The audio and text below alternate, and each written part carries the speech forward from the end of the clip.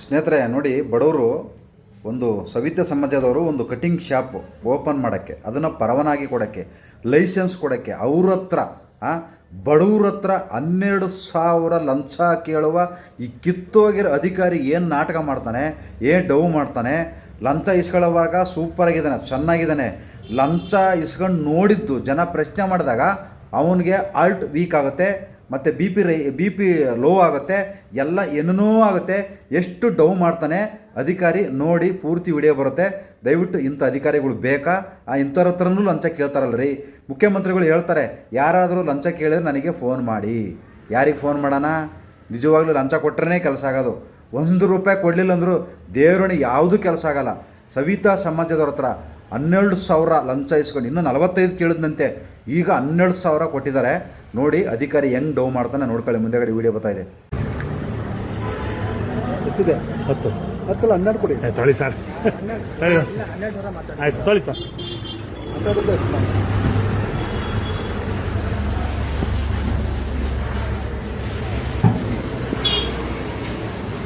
Sir, ಇವರು ಮುಖ್ಯಮಂತ್ರಿಗಳು ಒಂದು ಮಾತು ಹೇಳಿದ್ದಾರೆ.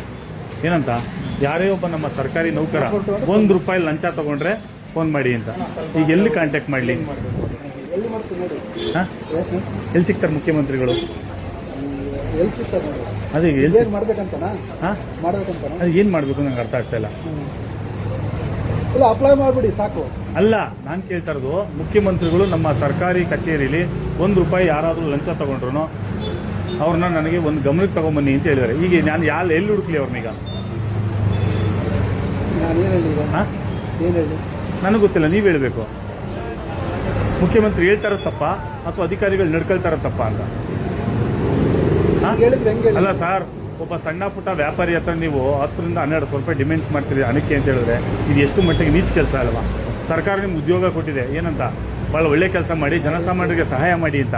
ಪಾಪ ಅವ್ನು ಯಾರೋ ಸಣ್ಣ ಪುಟ್ಟ ವ್ಯಾಪಾರಿ ಹತ್ರ ಹೋಗ್ಬಿಟ್ಟು ನೀವು ಅವನು ದಿನನಿತ್ಯ ನಿಂತ್ಕೊಂಡು ಕಷ್ಟ ಬೀಳಿ. ಕರೆಕ್ಟು ಸರ್, ಅವರೇ ಸರ್ ಟ್ರೇಡ್ ಲೈಸೆನ್ಸ್ ತಗೋಬರ್ಬೇಕಂದ್ರೆ ಅಧಿಕಾರಿಗಳನ್ನ ಅವ್ರು ಭೇಟಿ ಮಾಡಬೇಕು. ಹಾಂ, ಕರೆಕ್ಟು ಸರ್.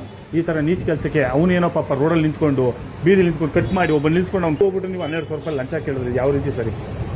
ಹಾಂ, ಅಂತ ಆನೆಸ್ಟ್ ಆಫೀಸರ್ ಆಗಿದ್ರೆ ಮಾಡ್ಕೊಡ್ಬೇಕು ನೀವು ನೇರವಾಗಿ. ಸರ್ಕಾರಿ ಫೀಸ್ ಕಟ್ಟಿ. ಹೌದು ಸರ್, ನೀವು ಯಾಕೆ ದುಡ್ಡು ಇಸ್ಕೊಂಡ್ರಿ? ಅವನು ತಿಳುವಳಿಕೆ ಇಲ್ಲ, ಅಯೋಗ್ಯ, ನೀಚ, ಅವ್ನು ಗೊತ್ತಿಲ್ಲ. ನಿಮ್ಗೆ ಗೊತ್ತಿದೆಯಲ್ಲ, ನೀವು ಓದಿದಿರಿಯಲ್ಲ, ಮತ್ತೆ ಹಾಂ ಏನು ಮಾಡಬೇಕು ಅಂತ? ಹಾಂ, ಏನು ಮಾಡಬೇಕು? ತಗೊಳ್ಳಿ ದುಡ್ಡು, ನೀವು ಇಸ್ಕೊಳ್ಳಿ, ಅಪ್ಲೈ ಮಾಡಿಸಿ ಸಾಕು. ಯಾರಿಗೆ? ನಾನು ಯಾಕೆ ದುಡ್ಡು ಇಸ್ಕೊಳ್ಳಿ? ಮುಖ್ಯಮಂತ್ರಿ ಕೊಟ್ಬಿಡಿ ದುಡ್ಡನ್ನ. ಅಲ್ಲ, 2,000 ಕೊಡಿ ಸಾಕು. ಬೇಡ ಸರ್, ನೀವು ಮುಖ್ಯಮಂತ್ರಿಗೆ ದುಡ್ಡು ಕೊಟ್ಬಿಡಿ. 1200 ರೂಪಾಯಿ ನನಗೆ ಯಾರೋ ಒಬ್ರು ಲಂಚ ಕೊಡಿ ಅಂತ 12 ಕೊಟ್ಬಿಡಿ ಅಧಿಕಾರಿಗಳಿಗೆ. ಹಾಂ, ನಿಮ್ಮ ಮುಖ್ಯಮಂತ್ರಿಗಳಿಗೆ ಕೊಡಿ ಸರ್. ಸರ್, ಮುಖ್ಯಮಂತ್ರಿಗಳು ಗಮನಕ್ಕೆ ತಗೊಂಬನ್ನಿ. ಸರ್, ನಾನು ಈ ಥರ 1200 ರೂಪಾಯಿ ದುಡ್ಡು ತೊಗೊಂಡೆ, ಲಂಚ ತೊಗೊಂಡೆ, ಏನು ಮಾಡೋದು ಅಂತ ಕೇಳಿ. ಹಾಂ, ಬಡವ್ರ ಬಗ್ಗೆ ಈ ಥರ ರಕ್ತ ಇರ್ತಿಲ್ಲ, ಎಷ್ಟು ಮಟ್ಟಿಗೆ ಸರಿ ಸರ್ ಇದು?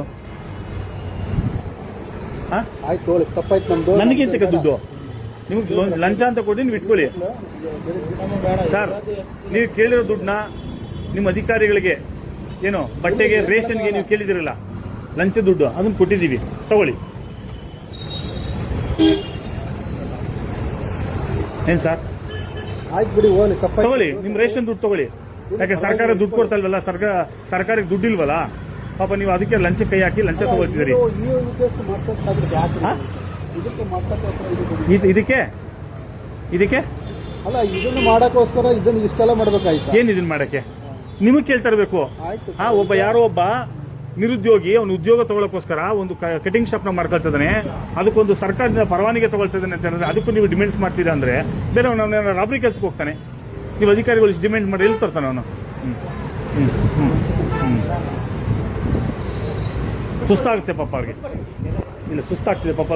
ಶುಗರು BP ಲೋ ಆಗ್ತಿದೆ ಅವ್ರಿಗೆ ಪಾಪ. ಶುಗರು BP ಲೋ ಆಗ್ತಿದೆ ಪಾಪ. ಪ್ರಶ್ನೆ ಕೇಳಿದ್ರೆ ಶುಗರ್ BP ಲೋ ಆಗುತ್ತೆ. ಅವ್ರದನ್ನ ದಯವಿಟ್ಟು ಅದನ್ನ ಮಾಡ್ಕೊಡ್ಬೇಕು ನೀವು. ಮಾಡ್ಕೊಡಿ.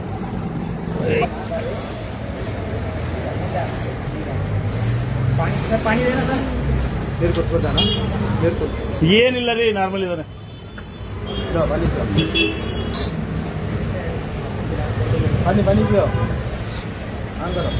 ದುಡ್ಡು ಕೊಡ್ಬೇಕಾದ್ರೆ ಸುಸ್ತಾಗಲ್ಲ, ದುಡ್ಡು ಕೇಳಬೇಕು ಸುಸ್ತಾಗಲ್ವಾ?